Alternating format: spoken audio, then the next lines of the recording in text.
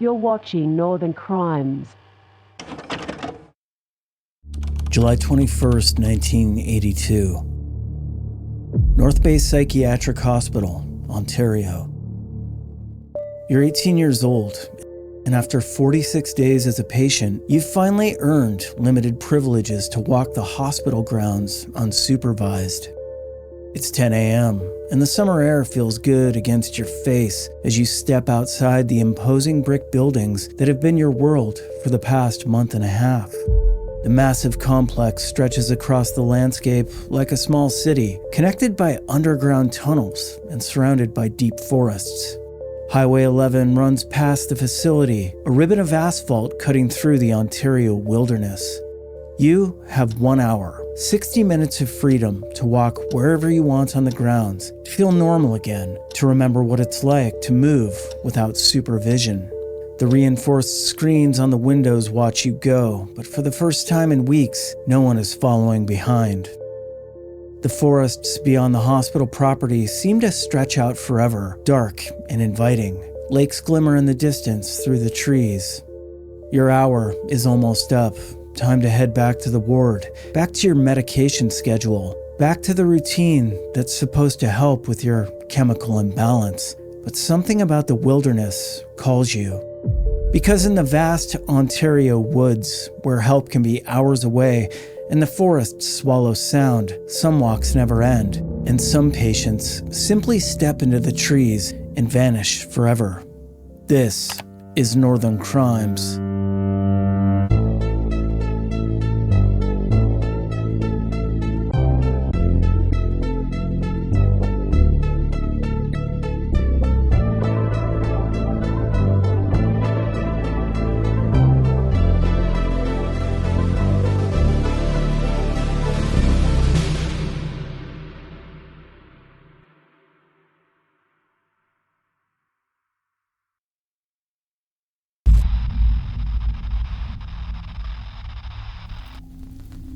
On August 24th, 1981, two teenage boys vanished from a farm in Caledon, Ontario, sparking one of Canada's most baffling missing persons cases. 14-year-old Eric Larsfolk and 15-year-old John McCormick Jr. disappeared without a trace on what should have been an ordinary summer evening. They left behind a mystery that has haunted investigators and families for over 4 decades. The story begins with the Larsfolk family's move to rural Ontario. Eric's father, Lloyd Larsfolk, had been forced to close his greenhouse business in Fort Erie due to ongoing disputes with the city over rezoning issues. Seeking a fresh start, the family relocated to a farmhouse on Horseshoe Hill Road in Caledon, just outside Toronto. For Eric, the move represented a significant change, leaving behind friends and familiar surroundings for the quiet isolation of rural life. Eric was a responsible, well-liked teenager who'd recently won a red 10-speed bicycle at a local Dairy Queen contest. He was active in Scouts Canada, enjoyed fishing, and had dreams of one day owning his own business. His older brother David described him as someone who rarely caused trouble and always followed his parents' rules. The McCormick family lived nearby on a 100-acre farm. John McCormick Jr. was a mechanically gifted 15-year-old who loved working on cars. In fact, he'd collected 6 to 8 old vehicles that he meticulously maintained. However, his home life was troubled. His father, John McCormick Sr., was a severe alcoholic who lived in a carpeted bedroom with a refrigerator beside his bed, drinking from morning until night. The relationship between father and son was volatile, sometimes even violent.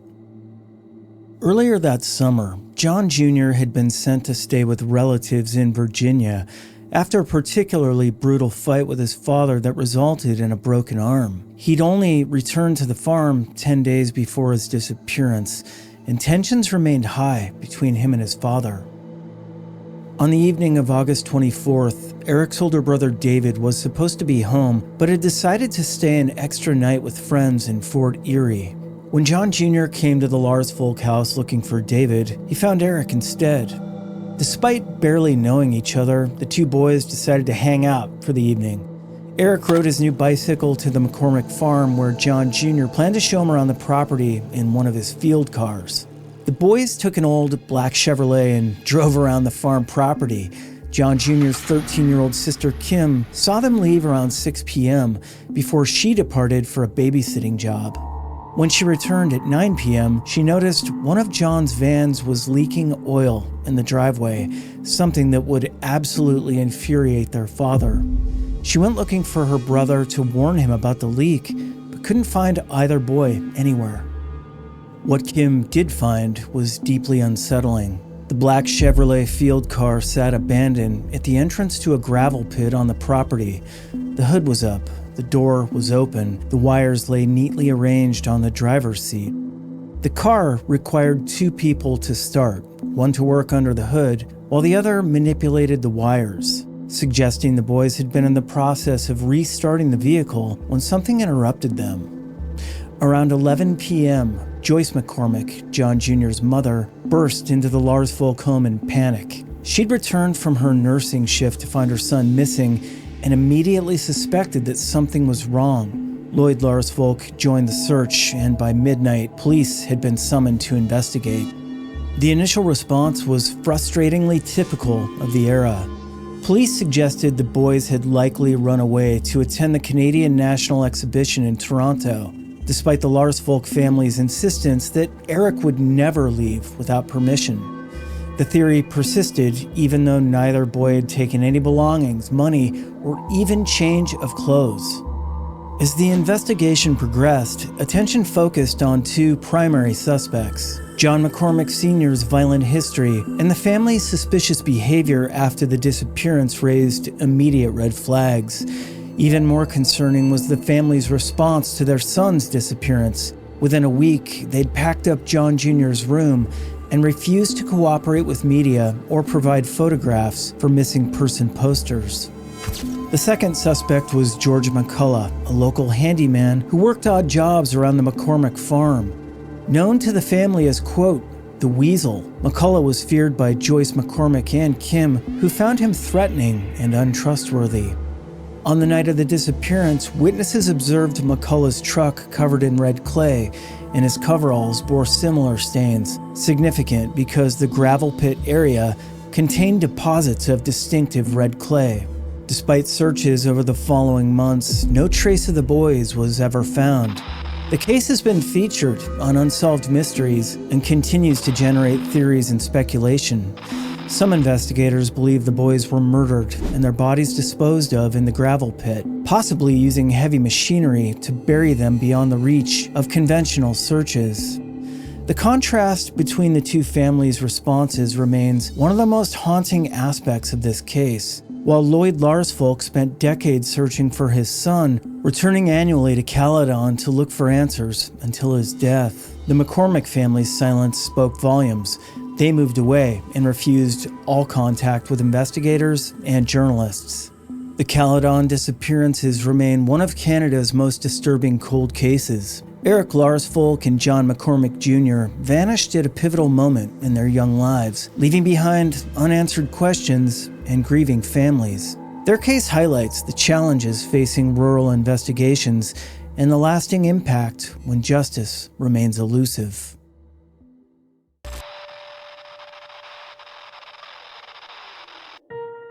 On October 17, 1982, the day before his 26th birthday, Clayton Mark Bussier finished his shift as a dispatcher at Abbotsford Taxi Limited and joined friends for a few hands of poker. It was a typical Sunday evening for the well-liked cab driver who was known for his reliability and good character.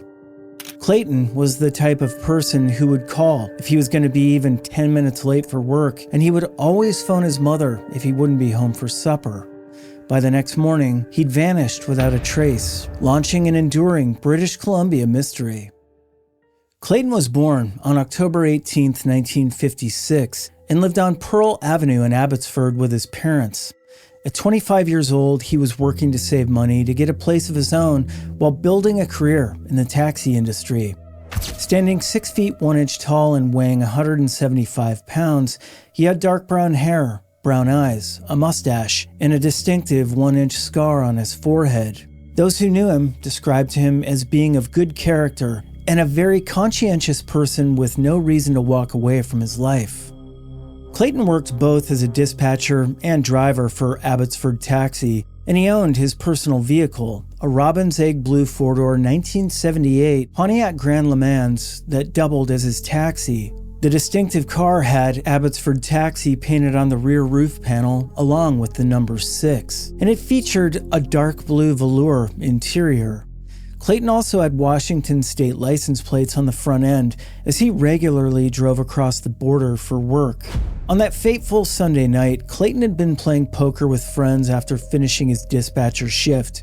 According to Ron Johnston, another company dispatcher and cab driver, there was nothing unusual about Clayton's behavior. He was just laughing and joking, just like normal. Clayton was down a couple of dollars in the penny ante game when it ended around 5 to 5:30 p.m. He left in his cab, apparently heading home. What happened next would become the central mystery of the case. A few hours later, another cab driver was having a late lunch at the Highlight Burger Bar on Lafitte Highway in Mission, BC, about 12.3 kilometers from Abbotsford Taxi Limited. Around 7 p.m., he saw Clayton drive past the diner in his distinctive blue cab with a passenger in the front seat. The witness saw Clayton again shortly afterward, this time without the passenger, heading east toward downtown Mission. This would be the last confirmed sighting of Clayton Mark Bussier alive. When Clayton failed to show up for his 7 a.m. shift the next morning, his 26th birthday, alarm bells immediately rang. This was completely out of character for someone who never missed work without calling. His family and coworkers knew something was terribly wrong. The investigation that followed revealed disturbing questions about Clayton's final hours. Who was the mysterious passenger in his cab? Why had Clayton driven to Mission? And what had drawn him there during his off-duty hours? The Highlight Burger Bar was approximately a 14-minute drive from his workplace, but investigators could never determine what business Clayton might have had in that area. Police initially treated the case as a possible voluntary disappearance, but this theory quickly fell apart. Clayton's bank accounts remained untouched. Additionally, there was no evidence he'd planned to leave. His personal belongings, including money, were left behind at home. Most telling of all, Clayton had been looking forward to celebrating his birthday with family and had made plans for the following day. The search for Clayton expanded across the region, with family, friends, and fellow cab drivers joining the effort. They put up 1,500 flyers throughout BC and searched isolated roads, abandoned buildings, and wooded areas. Fellow cabbies kept watch for his distinctive car and called out his name on their radios, hoping for a response that never came. Adding to the mystery, Clayton's friends posted a $1,500 reward for information about his whereabouts. The reward generated multiple tips, but none led to any concrete answers about what had happened to the missing cab driver. The case took on additional significance when investigators learned that Clayton had a minor legal matter he needed to address in the U.S. Given that Abbotsford was only about 5 miles from the Washington border, and Clayton regularly drove there for work, some wondered if this legal issue could have been connected to his disappearance. However, his family didn't know the specifics of the matter, and it appeared to be fairly minor. Perhaps most puzzling of all was the revelation that Clayton had been in a relationship with a girlfriend for about 2 years, yet his family had never met her. When Clayton disappeared, this mysterious girlfriend never came forward to offer support to his family, never contacted his friends for information, and never assisted in the searches. Her complete absence from the investigation definitely raised questions. Who was she, and was she possibly involved? Despite extensive investigations by the Abbotsford Police Department and later reviews by cold case units, Clayton Mark Bussier's disappearance remains officially unsolved. His case has been featured in various true crime publications and continues to generate theories and speculation. His family deserves answers, and somewhere across the vast landscape of BC, those answers may still be waiting to be discovered.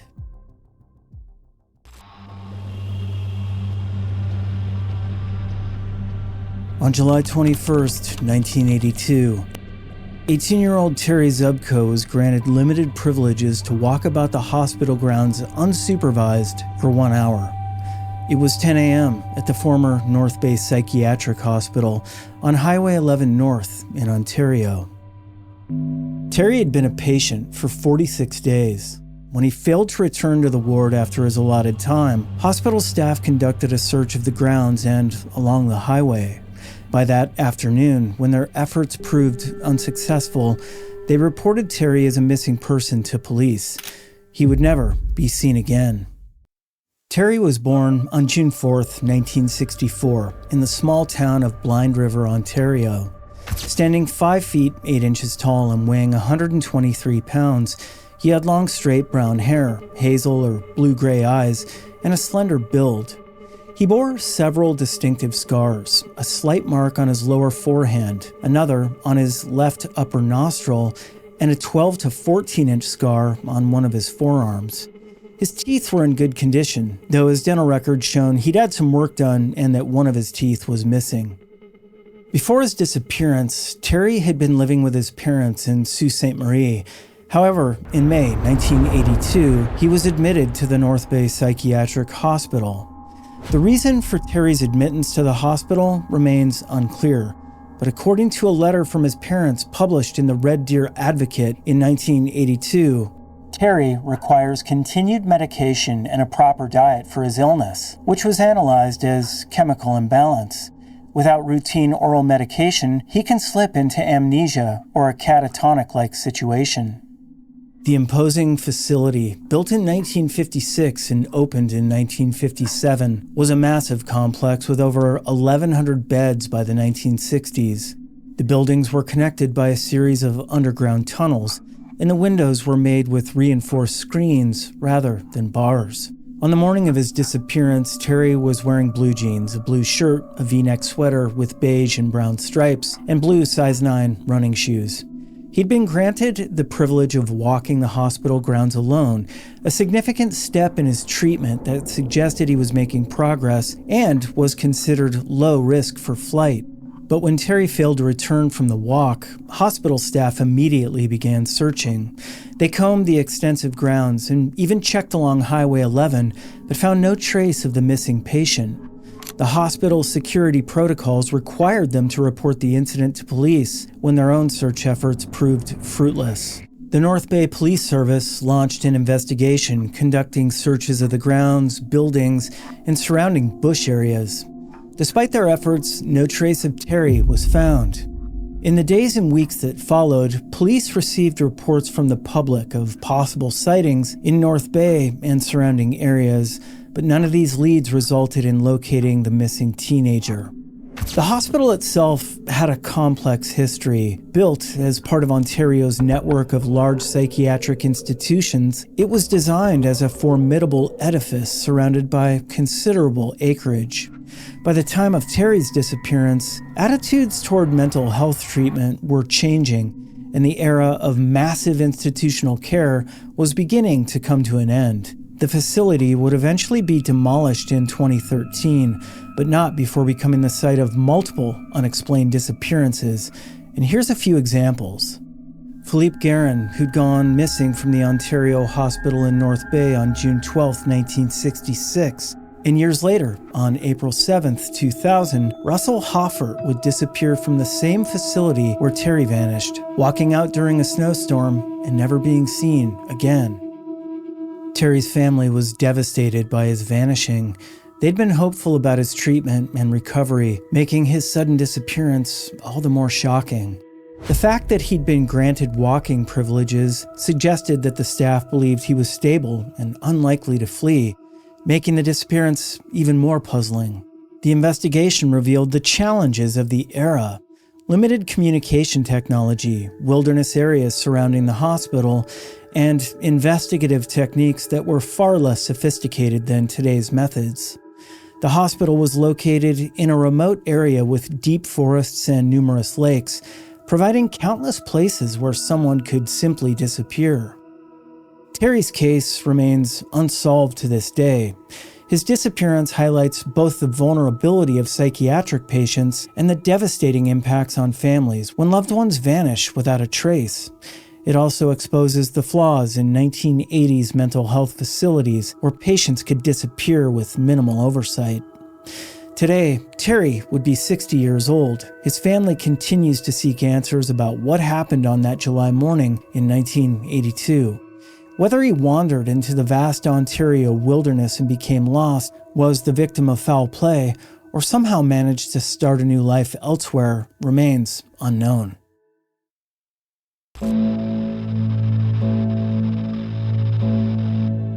On February 14, 1983, Valentine's Day, 16-year-old Darlene Tucker fled her Lakeshore Road West home in Oakville, Ontario, following a heated argument with her mother about her pregnancy.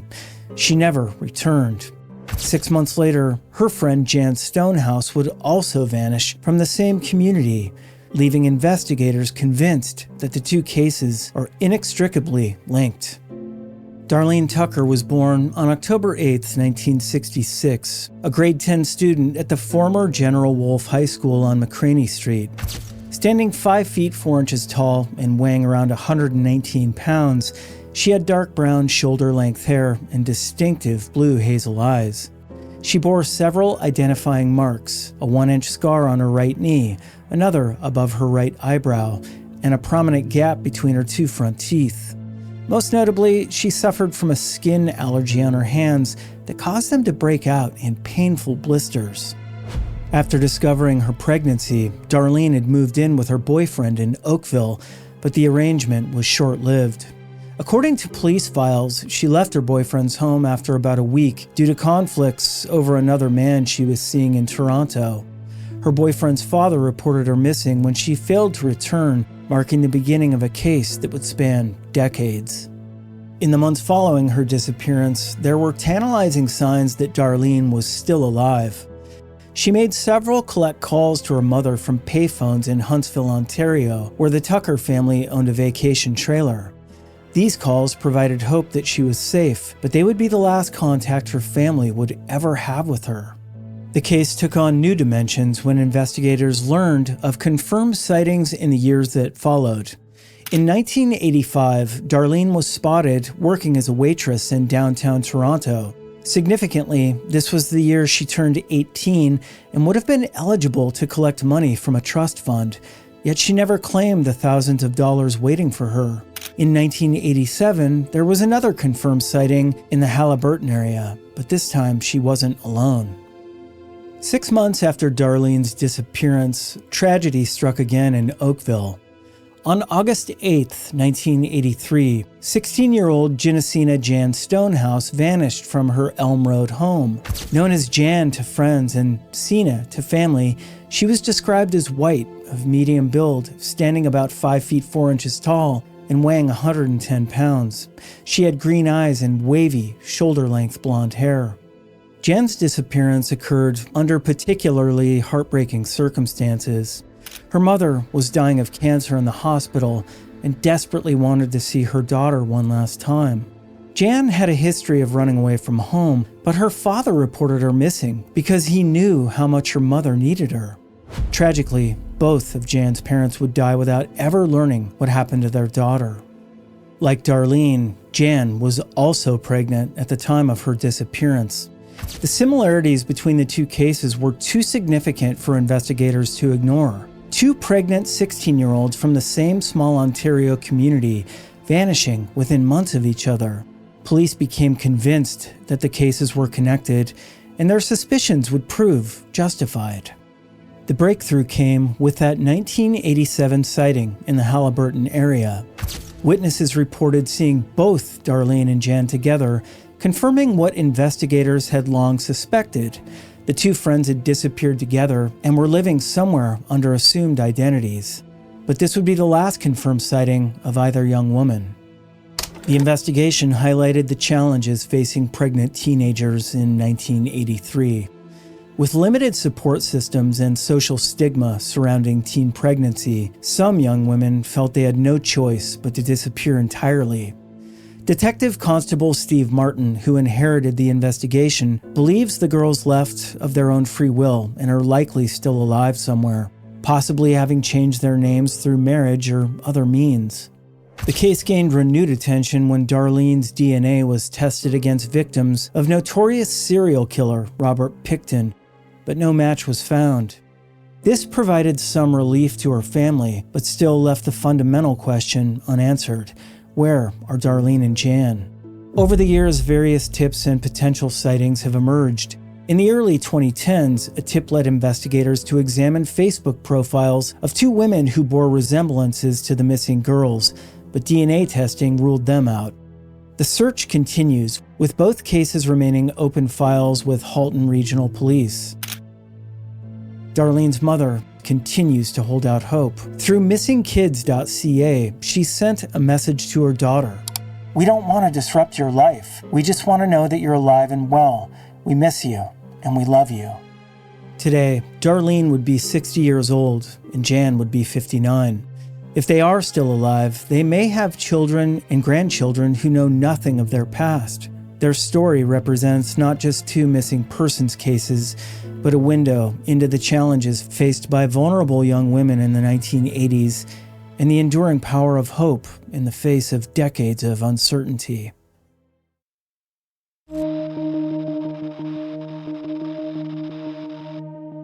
On a warm Friday evening in May 1999, 20-year-old Tammy Lynn Lamondin-Gagnon left her Newmarket, Ontario home to meet friends for what should have been an ordinary night out. She was an industrious young woman with interests in yoga, poetry, and numerology, working 2 jobs while taking driving lessons and dreaming of becoming a marine biologist. By Saturday morning, she'd vanished without a trace, leaving behind a mystery that would haunt her family and investigators for over 25 years. Tammy was a member of the Beausoleil First Nation from Christian Island. Born on February 4th, 1979, her family had moved from Parry Sound to Aurora when she was a toddler, eventually settling in Newmarket in 1998. Standing 5'6" to 5'8" tall, with blue eyes and short brown hair, she had a distinctive dolphin tattoo on her right ankle and was left-handed, details that would become crucial in the search that followed. The night of May 28, 1999 began routinely enough. Tammy spent time at a bar on Main Street in Newmarket before moving to a local nightclub with 3 acquaintances, including 27-year-old Paul Klassen from nearby Goodwood. The group then attended a party at a house on Millard Street in Stouffville, which belonged to Klassen's sister. What happened next would become the focal point of one of Ontario's most perplexing missing persons cases. According to Klassen, after the party ended, he drove Tammy to Fairy Lake Park in Newmarket, a popular nighttime hangout for local youth. He claimed he dropped her off around 2 a.m. on Saturday, May 29, 1999. This was the last confirmed sighting of Tammy alive. She was wearing blue denim overalls with blue and red striped straps, a yellow tank top, and Birkenstock sandals with 3 straps and painted flowers. When Tammy failed to return home or contact her family, concern quickly escalated into panic. Her mother, Jacqueline Gagnon, knew something was terribly wrong. Tammy wasn't the type to disappear without word. By Sunday, a missing person report had been filed with York Regional Police. The investigation immediately focused on Paul Klassen, the last person to see Tammy alive. Police questioned him twice in the early days, but avoided calling him a suspect despite telling media that no one else was being investigated. The timeline between when he allegedly dropped Tammy off at 2 a.m. and when he used his bank card in Stouffville at 6:43 a.m., nearly 5 hours later, became a crucial gap investigators couldn't explain. Then came a series of disturbing developments that would forever change the case. The night after Tammy disappeared, Klassen rented a carpet cleaner from a local A&P supermarket.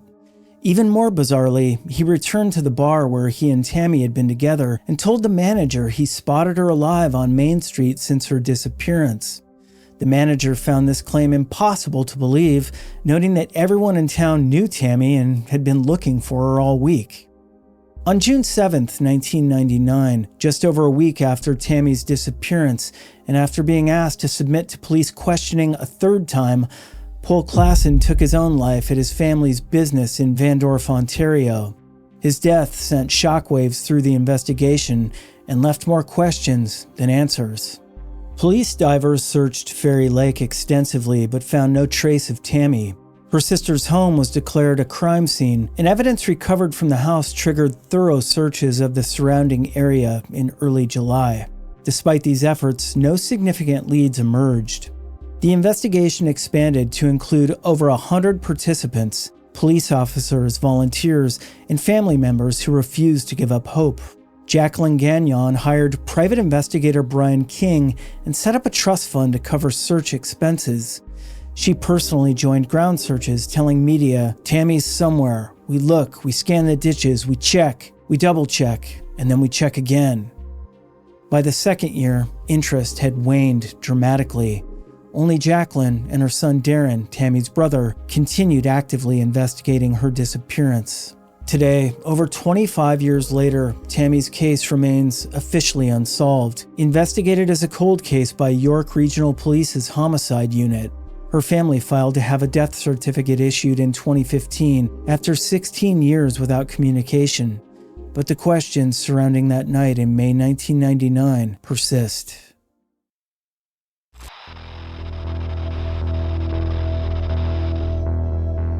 On June 23, 2000, one of Quebec's most powerful and feared criminals vanished without a trace after attending what should have been a celebration.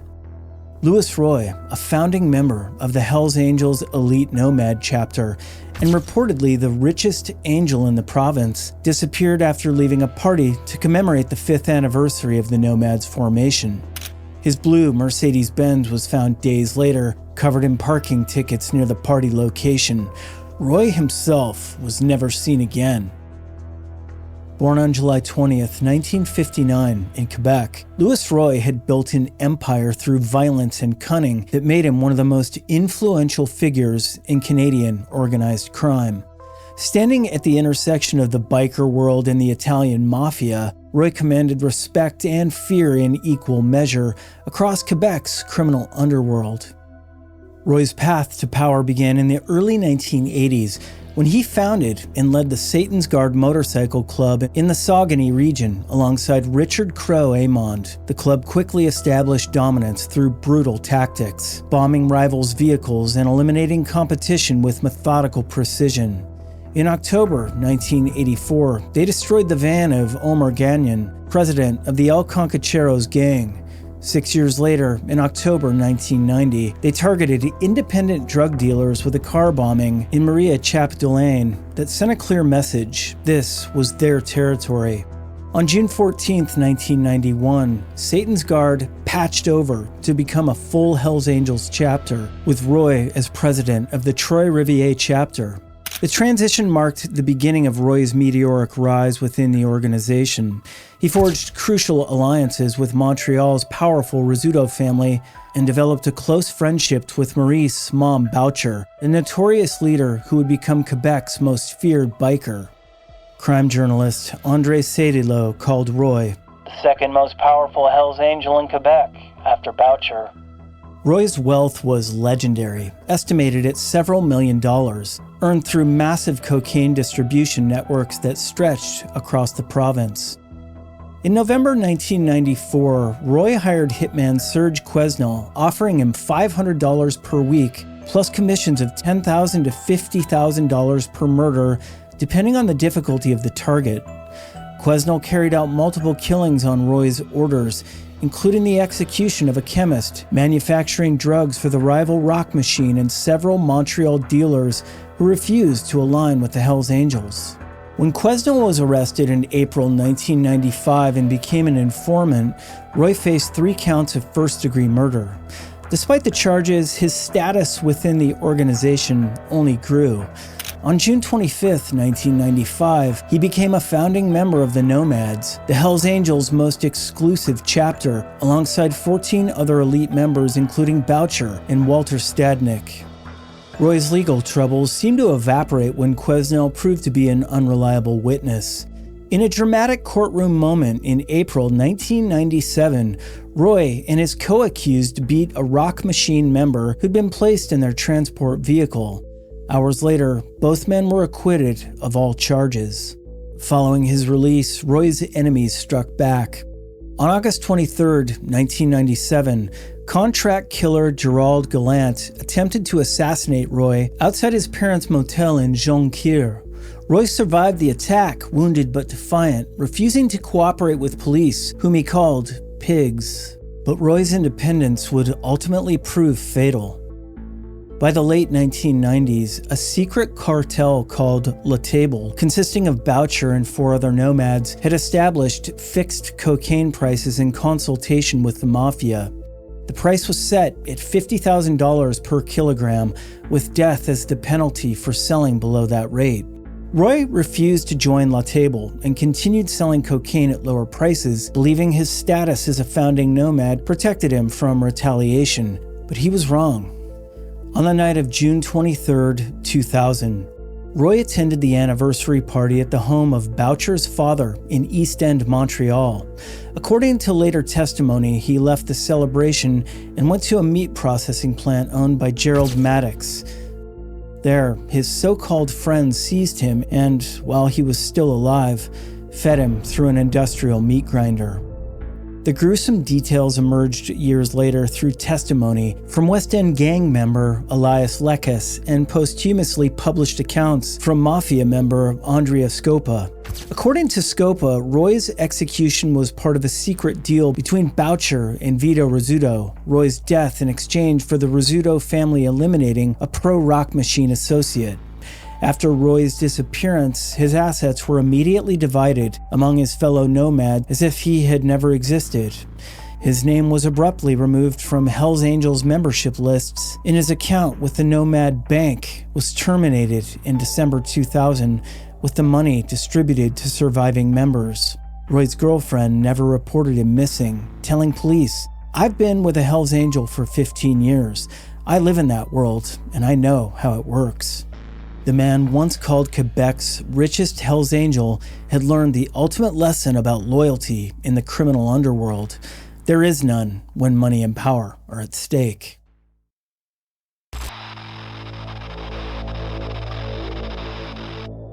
In March 2011, 30-year-old Stefan Lapowich of Toronto was preparing for what should have been a relaxing vacation in Puerto Rico. The Toronto resident had originally planned to travel to Costa Rica via Miami, but made a last-minute change to his destination. On March 27, 2011, Stefan was last seen as he traveled to Puerto Rico. It was a decision that would lead to one of Canada's most perplexing missing persons cases, leaving his family desperate for answers and investigators perplexed by a trail that went completely cold in the Caribbean. Stefan wasn't the type to simply vanish. Described by his mother Gail as sensitive to family needs and deeply connected to his loved ones, he maintained close relationships with his parents and was known for his reliability. The 30-year-old had been looking forward to his vacation, a chance to unwind and explore a tropical destination. Friends and family knew about his travel plans, and there was nothing unusual about Stefan taking a solo trip. He was an experienced traveler who'd ventured abroad before without incident. But from the moment Stefan arrived in Puerto Rico, something went terribly wrong. He simply disappeared without a trace. When Stefan failed to return home as scheduled, his family's concern quickly escalated to panic. Days passed without any word from him. No phone calls, no emails, no social media updates. For a man who stayed in regular contact with his loved ones, this silence was deafening and completely out of character. Toronto police launched an investigation, but the international nature of the case presented immediate challenges. Cooperation with Puerto Rican authorities and other international police forces began, but despite extensive efforts, no trace of Stefan could be found. The investigation expanded across multiple jurisdictions as authorities tried to piece together what might have happened to the missing Canadian. The case took on added urgency as Stefan's family refused to give up hope. His mother, Gail, became the driving force behind the search efforts, speaking to media and keeping his story in the public eye. The family's determination was unwavering, even as months turned into years without answers. In a desperate bid to generate new leads, the family offered a substantial $30,000 reward for information that could lead to finding Stefan. They also took the extraordinary step of hiring a retired Toronto police officer who now worked as a private investigator. This investigator traveled to Puerto Rico personally to search for Stefan and follow up on any potential leads. The family's efforts extended to social media, where they created a Facebook page called Help Find Steve Lapowich. Police also embraced these digital tools, recognizing that social media could reach people who might have crucial information about what happened to the missing man. Stefan is described as Caucasian, 5 foot 9 inches tall, weighing 169 pounds with a medium build, short brown hair, and blue eyes. At the time of his disappearance, he would have been easily recognizable to anyone who encountered him during his planned vacation. The case gained renewed attention in March 2013, 2 years after Stefan's disappearance, when Toronto police issued fresh appeals for information. Despite the passage of time, investigators remained committed to finding answers for the Lapowich family. Despite the passing of over a decade, Stefan's case remains active. The Toronto Police Service continues to investigate his disappearance, though leads have been scarce. The international cooperation that began in 2011 has continued, with various police forces maintaining communication about any developments that might shed light on what happened. The mystery of Stefan's disappearance represents every family's worst nightmare, a loved one who simply vanishes while traveling, leaving behind no clues and no closure. For Gail and the rest of Stefan's family, the questions remain as painful today as they were in 2011. Where is Stefan? What happened to him in Puerto Rico? And will they ever get the answers they desperately need to find peace?